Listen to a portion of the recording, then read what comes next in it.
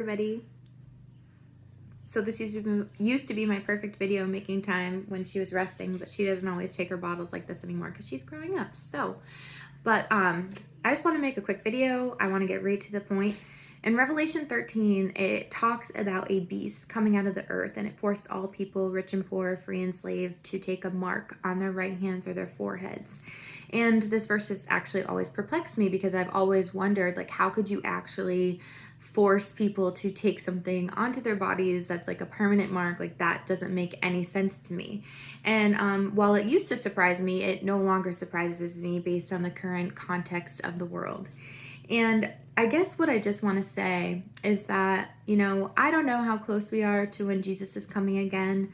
I personally, as well as many other Christians, do believe that Jesus is coming again soon. And this time when he comes, he's coming to judge the earth. It's not to bring peace. He's coming to judge. So I think that we can trust the fact the Holy Spirit dwells inside of his people. And if many people feel this way, then let's take that into account. Nobody's giving, dates, hours, times. That's not happening, but it's going to happen soon. And if the last days were in the Bible times, the last days are for sure now. So anyways, back to this mark. I finally realized what's going on in this world. So, they are creating a religion. Society is creating a religion. And this religion is based on self. It is based on focusing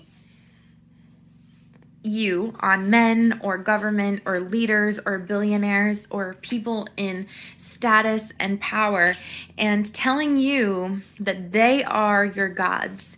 And there are people actually trusting this. And I'm just going to give you a few examples. Trust the science. I am so sick of hearing that phrase. Trust the science, trust in God. Like, trust is appropriated to God. Trust is not appropriated to science. God is the God of science. So if you actually want to show me something in science that, God has allowed mankind to work on, I'm still trusting God before the science. So stop saying trust the science, especially if you're a Christian. That should not be in your vocabulary. Things like mankind can control the climate. No, we can't. God says that heaven and earth will not pass away until the end of all things, and that's in Genesis. So the reason why the climate is getting worse is not because of the amount of people on the earth or the amount of trash in the oceans, although the trash in the oceans, like, we should probably stop that since it's our drinking water. The reason the climate and the earth is changing, and there's earthquakes and there's tsunamis and there's birth pangs, it's because all of creation is crying out for Jesus's return, because decay happened to the earth. Mankind were not the only things to fall. The earth fell too and has been decaying, and they're also crying for the return of Jesus. So we actually have no control. They might try to dim the sun. Are you kidding me? Come on, stop playing God. The next thing they say, oh, well, we determine what gender is. Wrong. That's false. God already says what gender is. And he says in Genesis 1:27, male and female, I created them. Don't be mad at me for saying that. Take that up with God. If you don't want to hear that and that offends you, have a little prayer session and talk to him about that. I'm just the person quoting the verse back to you. The society is, and whoever is in charge at B, is saying we determine racial and social justice. We're going to tell you who is racist and who isn't racist. No, God already says all men are equal. He created every race. He loves every race equally. There should never have been a hierarchy or systems of slavery. That is actually terrible. Slavery should never have been a thing. But God gives people their worth. We don't need the government saying that and putting people in certain categories of racist versus not racist with no data to back that up. And unless you have a personal conversation with me, I better not be being accused of something that actually does not apply to me. They are telling you, we know what's best for your health and for the health of others. That's not true, actually. They don't know what's best for my health. They're not my doctors. They're not me. They're not God. If I am sick, I call my doctor. I have never once called the government. So no, you don't know what's best for my health. And I'm just going to tell you right now, let's just critically think for 1 second. So they're really pushing this, I'm not even calling it a vaccine because it's not one, this mRNA shot to children.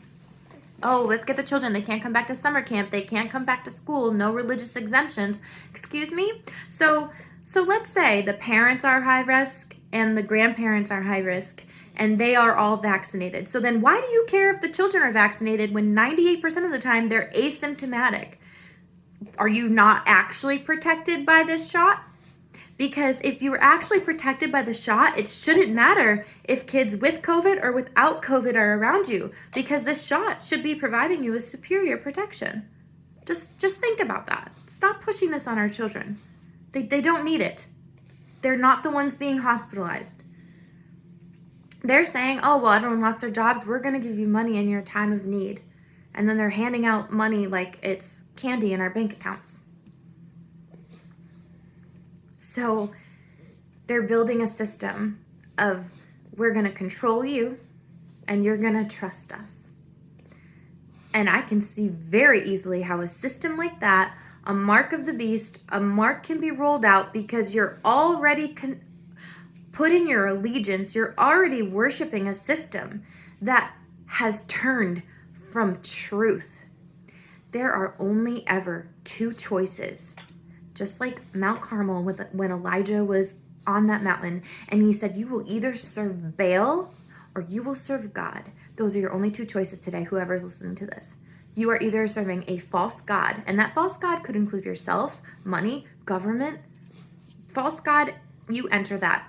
You would know what that is in your life. Science, nature, false gods, just to name a few. Or you serve the one true God of the universe. There are only ever two choices. What choice are you making today? Because if we don't start standing up, if you are a Christian watching this and you don't start standing up and saying, God is in control of all of these things, only God is in control of all these things, we are secondary. Mankind is secondary. We are not our own gods. If we don't start waking up and realizing that they are lying to us, it says in Thessalonians that they will be saying peace and safety and then sudden destruction.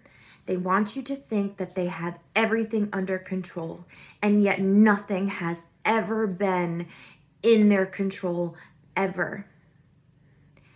You cannot keep your eyes blinking, your lungs breathing, your stomach digesting, your liver processing toxins. You are not in control of your body or your health. If you are meant to get sick from something, you are going to get sick from something. If you are meant to not get sick from something, you're not going to get sick from something. So my encouragement to you is to question these people playing the role of God.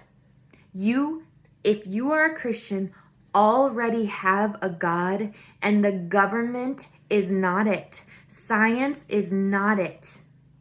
It is the God of the universe, and he wants you to acknowledge him. You have two choices. Don't get lost on the road. Because if he's coming soon, which I believe he is, your faith and allegiance needs to be in him. Thanks for listening, guys. I'll talk to you soon.